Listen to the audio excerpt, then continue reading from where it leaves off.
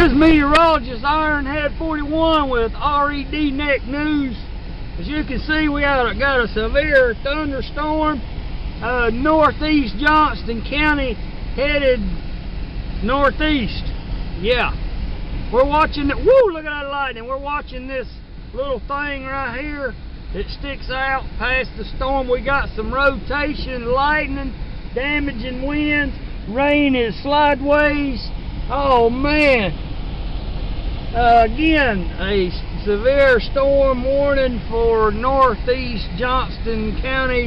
We are on Old Beulah Road headed toward Fort Junction 42 and 222 highway.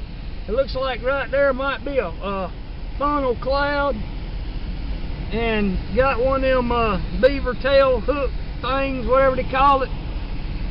We're watching rotation, damaging hail, and wobbly windshield wipers.